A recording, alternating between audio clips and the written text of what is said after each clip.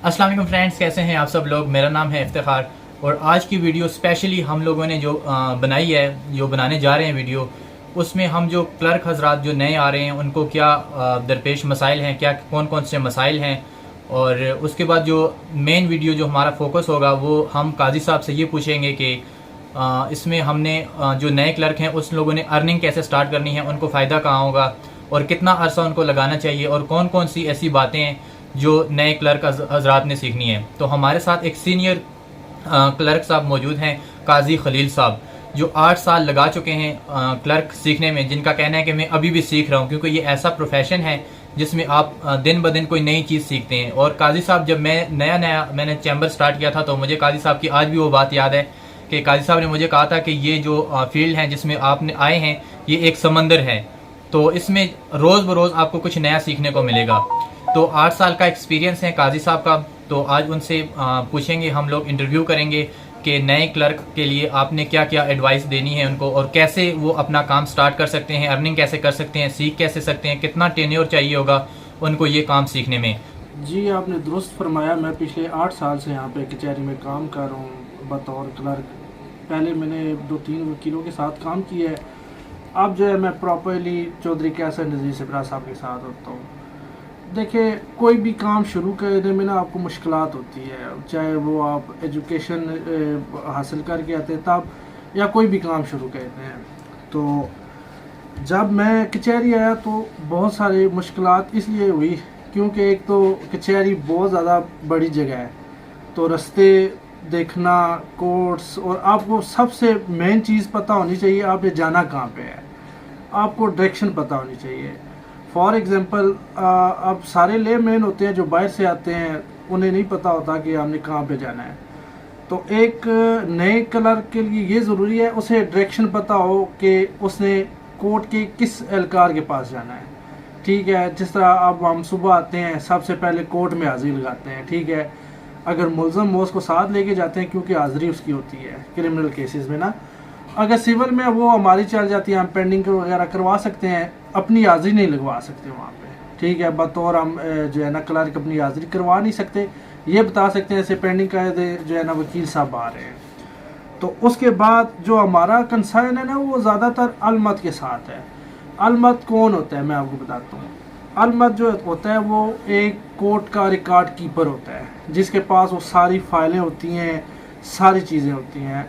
हमें अगर कोई भी डॉक्यूमेंट्स चाहिए हो, हम थ्रू प्रॉपर चैनल नकल फॉर्म अप्लाई करेंगे कोर्ट में और फिर नकल ब्रांच में देंगे। अगर बहुत ज़्यादा इमरजेंसी है तो आप उस रिकॉर्ड कीपर के पास जा सकते हैं और वहाँ से आप ले सकते हैं। अब इस्लामाबाद में सबसे बड़ा मसला ये है कि एक तो यहाँ पे प्रॉपर कचहरी का निज़ाम नहीं है, प्रॉपर इस तरह नहीं है। अगर आप किसी और डिस्ट्रिक्ट में चले जाएं जहाँ पे कोर्ट है, उसके साथ ही उस अलमद या रिकॉर्ड कीपर का कमरा होता है, तो वहाँ से आपको इजीली रिकॉर्ड मिल सकता है, आप मुलाहिजा फरमा सकते हैं, सारी चीज़ें कर सकते हैं। अब इस्लामाबाद में दो डिवीज़न है, ईस्ट और वेस्ट। पहले तो आपको पता होना चाहिए वेस्ट की जुरिस्डिक्शन कहाँ पे है और ईस्ट की कहाँ पे है। इसका सबसे बड़ा जो है मैं आपको बताना चाहता हूँ कि फ़र्क कहाँ से महसूस होगा। इस्लामाबाद के जितने भी सीडीए के सेक्टर हैं वो वेस्ट में आते हैं। ठीक है, ये आपको पता होना चाहिए। और जो हाईवे से जो अर्बन एरिया है ना, रूरल एरिया सॉरी, तो वो जो है ना वो ईस्ट में है। तो ईस्ट में और वेस्ट में आपको फ़र्क पता होना चाहिए। तो इस वजह से यहाँ पे सबसे बड़ी मुश्किलात जहाँ पे पैदा होती है कि लोगों को पता ही नहीं होता हमारा केस ईस्ट में फ़ाइल होना है या वेस्ट में होना है। इवन कि काफ़ी वकला भी ऐसे हैं जिनको पता ही कोई नहीं है। तो इसलिए इस्लामाबाद में थोड़ा सा काम मुश्किल है। फिर इससे बढ़ के क्या होता है, जो क्लर्क हज़रात के लिए मुश्किलात होती है, कोर्ट आपकी फॉर एग्जांपल अगर फर्स्ट फ्लोर पे है ना, तो वो किसी और बिल्डिंग की फर्स्ट फ्लोर या सेकंड फ्लोर पे या अपर फ्लोर पे उसका रिकॉर्ड कीपर बैठा हुआ है। लोग सीढ़ियाँ चढ़ के थक जाते हैं, उनको रिकॉर्ड कीपर नहीं मिलता। फिर आगे जाएं, उनके 100 मसाइल होते हैं, उन्होंने काज लिस्टें मेंटेन करनी होती हैं, अपना रिकॉर्ड मेंटेन करना होता है, आपको वो प्रॉपर टाइम नहीं दे सकते। उसकी वजह ये होती है कि यहाँ पे इस्लामाबाद में लिटिगेशन ज़्यादा है, सिविल लिटिगेशन ज़्यादा है, इस वजह से क्योंकि यहाँ की प्रॉपर्टी बहुत ज़्यादा महंगी है। तो इस वजह से फ़ी कोर्ट में तकरीबन डेली की बुनियाद पे 100-250 तक जो है ना फाइलें एंटरटेन होती हैं। तो इस वजह से क्लाइंट हज़रात को मुश्किल पेश होती है। फिर आम लोगों में एक और भी बड़ा मसला है ना, हम खुद रोड पे खड़े हैं और हम छत वाले बंदे को देखते हैं, वो 14वीं मंजिल पे खड़ा हुआ है और उसे देखते हैं कि वो वहाँ पे पहुँच गया। अब आप उसका वो एरिया नहीं देखते, वो कितनी सीढ़ियाँ चढ़ के गया है, उसकी कितनी मेहनत है, कितना टाइम लगा। आप उसके बराबर होना चाहते हैं। आप कैसे बराबर हो सकते हैं?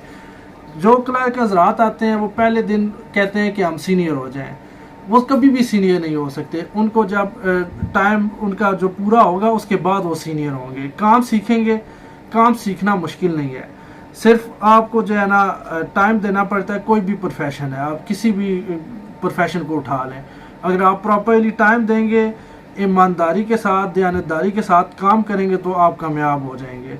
तो कोई काम मेरे ख्याल में मुश्किल नहीं है, सिर्फ हम लोगों ने मुश्किल बना लिया है क्योंकि अर्ली स्टेज पे कचहरी में कोई आपको बंदा पैसे नहीं देता।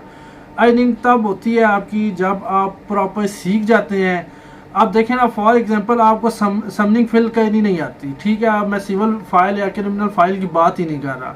अगर आपको समन फिल अप नहीं करने आते, या आपको मुद्दई या मुस्तगीज़ या मुद्दा अलह में फ़र्क ही नहीं पता, आप क्या करेंगे?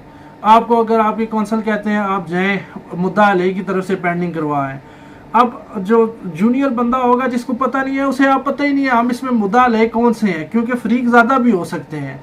अब वो जाएगा, वो कहेगा जी मुद्दा अलह, और जब कोर्ट में पहुंचेगा रीडर कहेगा कौन से मुद्दा ले, आप वहाँ पे परेशान हो जाएगा क्योंकि वो जूनियर होगा। अब जो सीनियर होता है वो पूछता है सर इसमें हम कौन से डिफेंडेंट नंबर कौन किसकी तरफ से हैं, वो बताते हैं जी फलां की तरफ से हैं। तो उसका एक प्रॉपर जो होता है सीनियर बंदा होता है वो सीनियर होता है। यहाँ पे अमूमन लोग क्या कहते हैं, एक दो माह लगा के किसी क्लर्क के साथ वहाँ पे वो घर में बता देते हैं जी हम सारा काम सीख गए हैं, अब वो हमें पैसे नहीं देते, हम दूसरे वकील के पास जा रहे हैं। जब वो आप वहाँ पे जाते हैं, आपसे वो छोड़ दें, एक छोटी सी बात वो कहता है मुचलका किस तरह फिलअप करते हैं, आपको मुचलका ही नहीं फिलअप करना आता, वो वहाँ पे बड़ा शर्मिंदा होता है। वो फिर पूछता है कहाँ से सीख के आए जी, वहाँ से सीख के आए हैं, फलां बंदे ने सिखाया। क्या सिखाया है जी? उसने तो ये बात सिखाई नहीं है, क्योंकि आप वहाँ तक पहुँचे ही नहीं है ना, आपने पहले ही काम छोड़ दिया है। कम अज़ कम मेरे ख्याल में, वैसे मुझे 8 साल हो गए, मैं अभी तक प्रॉपर काम नहीं सीख सका, क्योंकि ये एक समुंदर है, इसे आज तक बड़े बड़े वकील नहीं सीख सके, क्लर्क तो बहुत दूर की बात है।